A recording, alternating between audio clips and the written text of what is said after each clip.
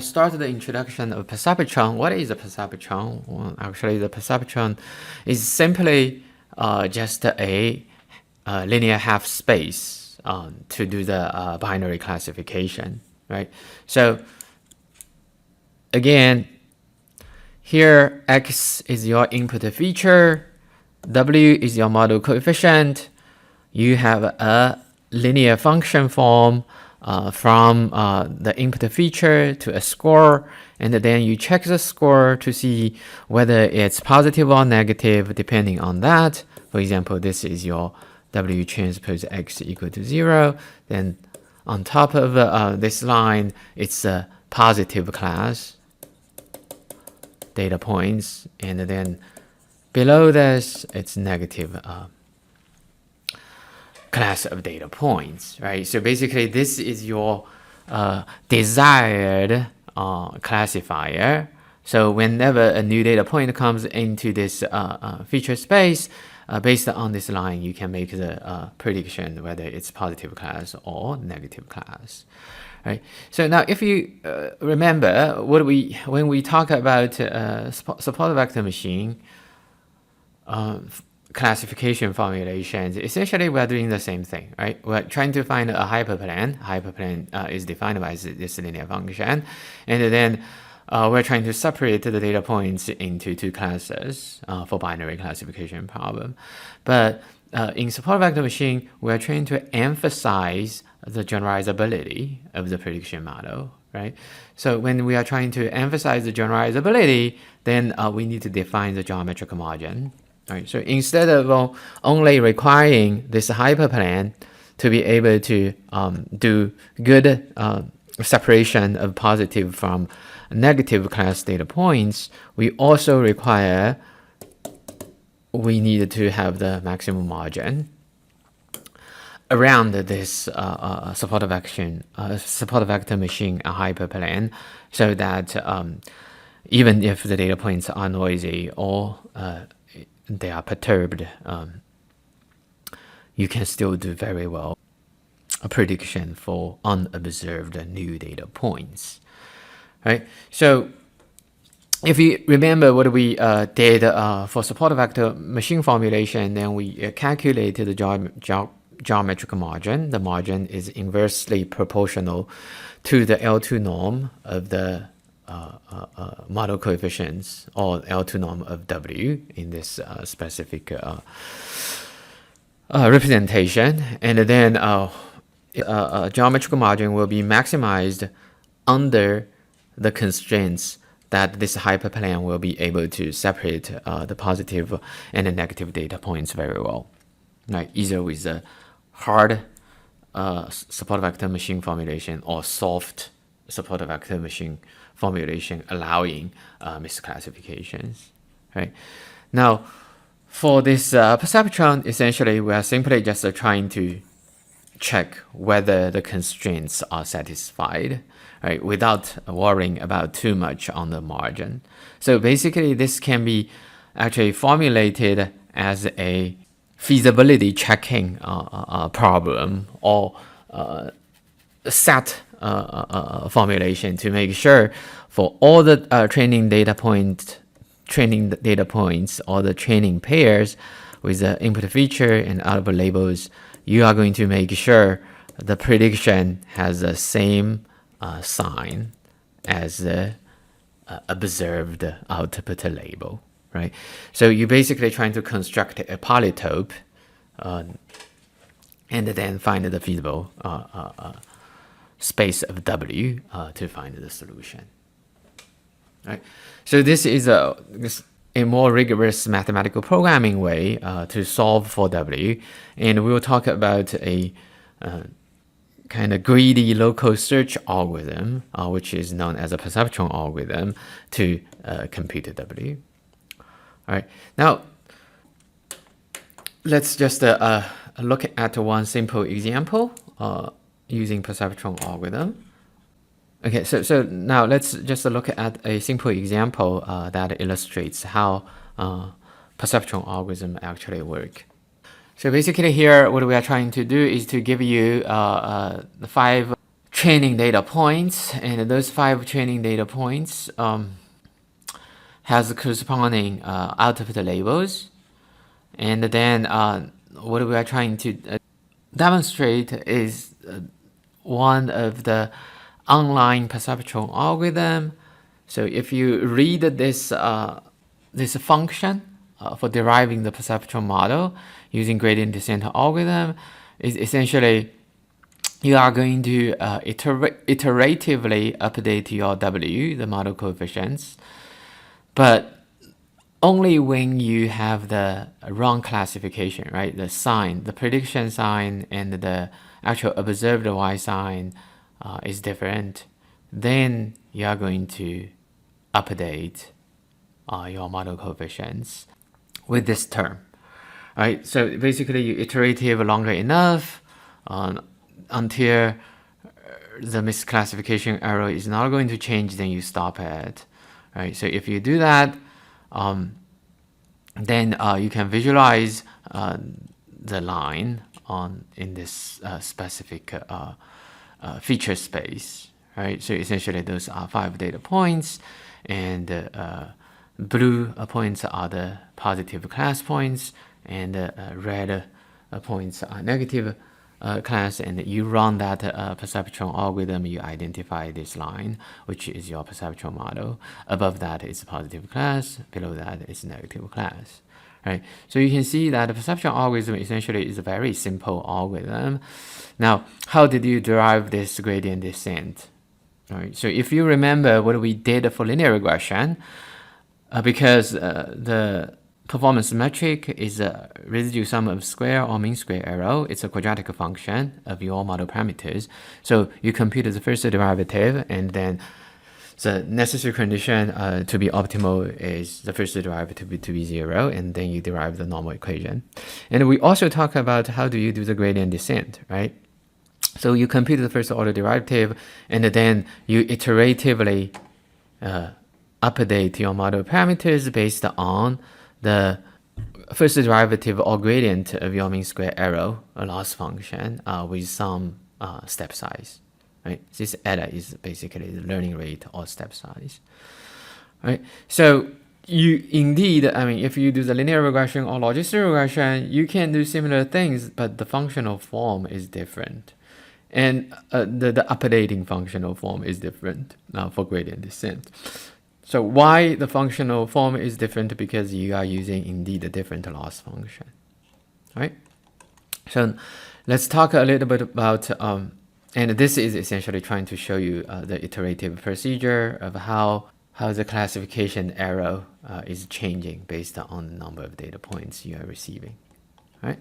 Okay, so now this is again the summary of the perceptual algorithm that we just demonstrated. Basically, you can randomly initialize your model coefficients, right, or the hyperplane you are trying to look for, and then you look at the corresponding training data point for the specific training data point. If you are not based on the initialized W, if you are not making the good prediction, then you update your model coefficient by adding this term, and you keep doing that until you look at all the training data points, and if actually the training data points are perfectly separated, then you need to make sure you stop the algorithm after all the training data points are correctly predicted or classified, right? Because after that, you don't need to update the W anymore. Now, if it's not perfectly separated in the training data points, then you basically can terminate the iteration if W is not changing too much, right? So that's essentially the stopping criterion of this algorithm. And one important thing we note is that you are actually going to go through the training data set one data point by one data point, right? So instead of looking, if you remember what linear regression does is you look at all the training data points, have the design matrix, and solve for the model coefficient parameters using normal equation. That's a batch learning. Right here, we are indeed going through the training data set point by point or sample by sample, and this is an online learning algorithm. And in fact, if the training data comes in streams, you can use the perceptron algorithm to update your machine learning model too. Right? So this is the kind of flexibility of online learning algorithm compared to whatever batch learning algorithm we talk about. And of course, you can this actually is a kind of training procedure, same training procedure as when you are training deep neural networks, right? So you must have heard about when you're training a deep neural networks, you need to have so many epochs of training to make sure the network model has converged, right?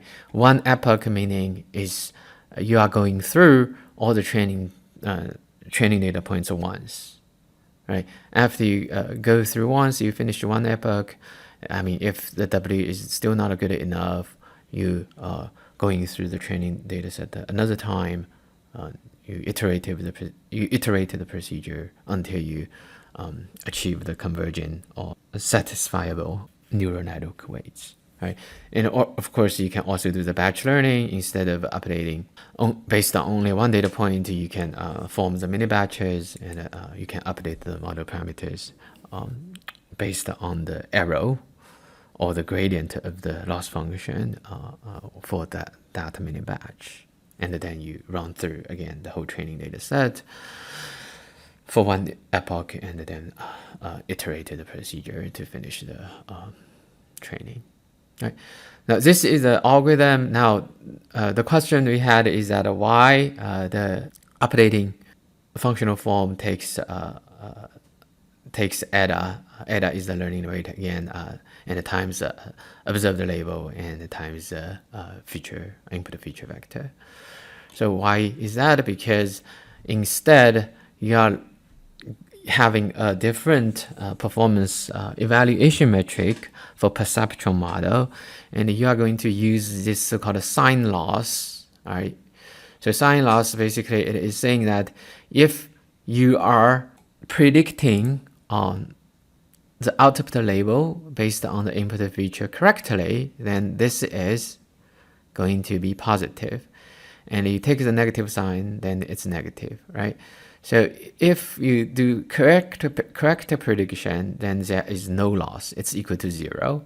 And this operator takes the positive, means that if it's negative, then you cut it to 0. If it's positive, you take whatever positive value you have, right? So this is so-called a sign loss.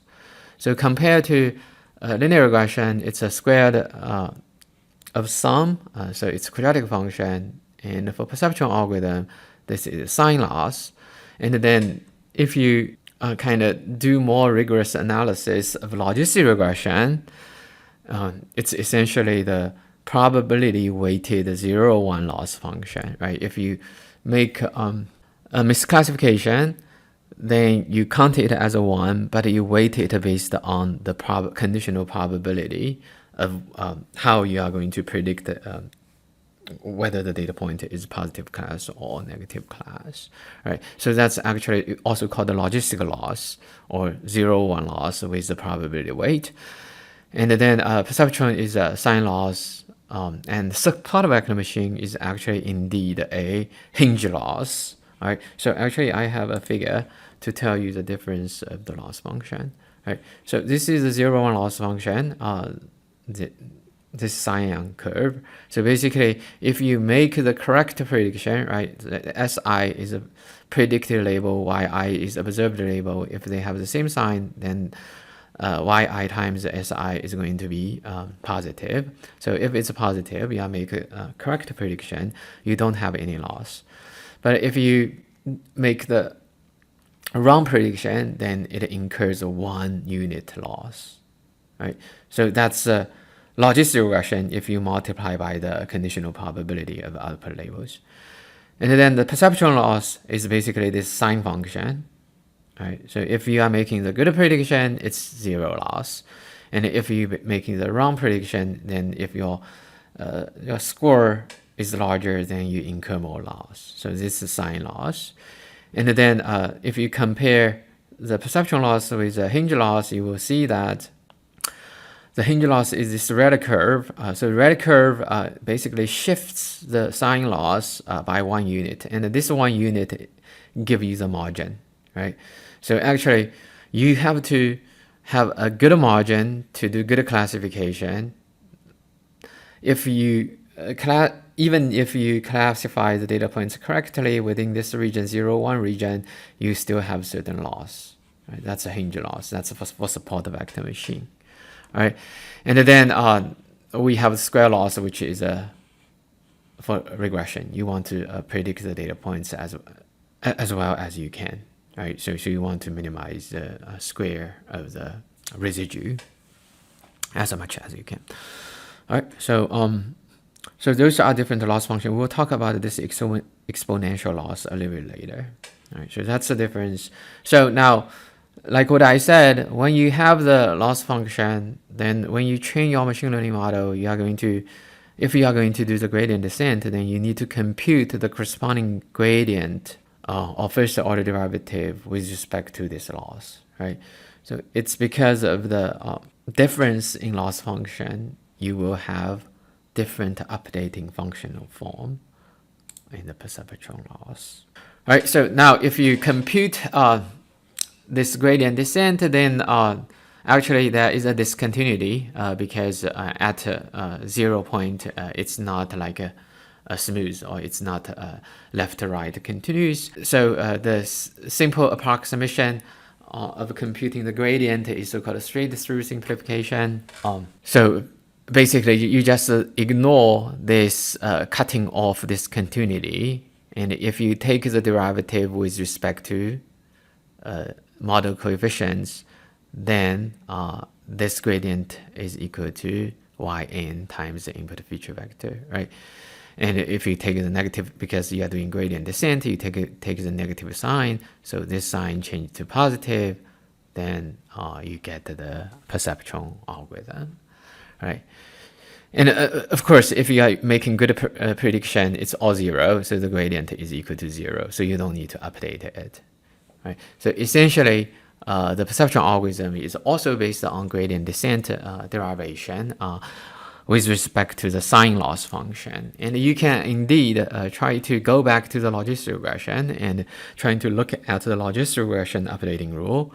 And essentially, it's based on weighted 0-1 loss. And you can derive what is updating functional form if you are interested into understanding the mathematics fundamental for different classification algorithm. So essentially, that's our perceptron algorithm.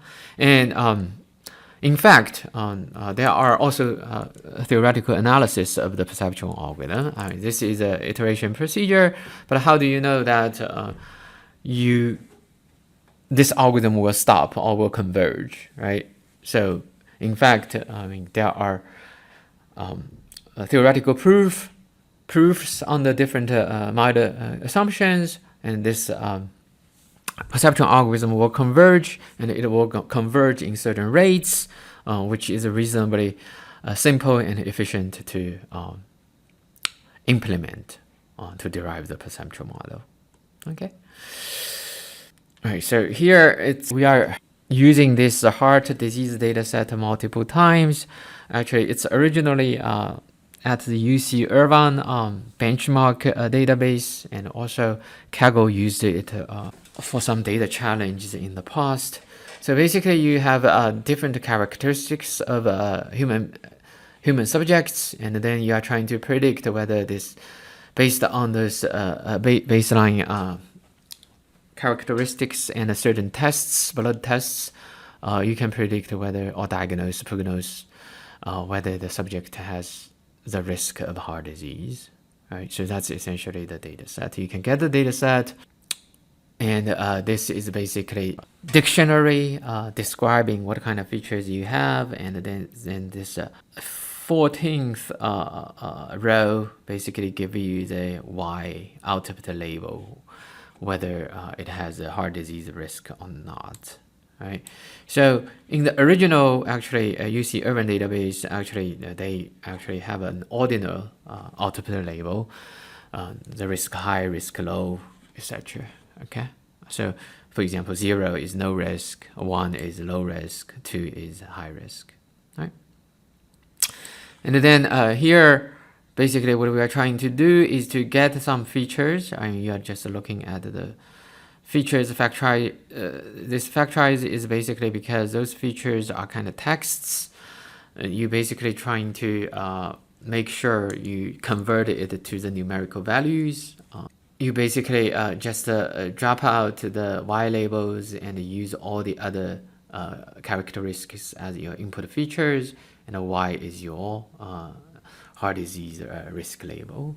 And then you just call the scikit-learn perceptron algorithm. I mean, here basically you can have the intercept or you don't have the intercept. It's your choice. You can test, again, this is a model selection problem. You can test different choices to see using validation data set, which is a better choice. And then you fit the model, you train the model, basically solve that perceptron algorithm iteratively. And then here you evaluate the classification error on the training data set, right? So now if you look at this specific example, you can see the accuracy here is pretty low. It's about 0.66. If you are using perceptron algorithm. Why? Because perceptron algorithm essentially is a linear model, right? You're just deriving that hyperplane. Above is positive, below is negative, right? So if you want to incorporate more nonlinearity, then there are different ways to incorporate nonlinearity in your machine learning models. We talked about polynomial-based or explicit function transformation, using either polynomial functions, sine, cosine functions, or we talk about instance-based methods, nearest neighbors, just looking at the close by data points and do the majority voting prediction, or you do the decision tree by partition your input feature space into multiple partitions, and then looking at within partition how the training data points look like, and then do the prediction. Or you can do the Gaussian process regression.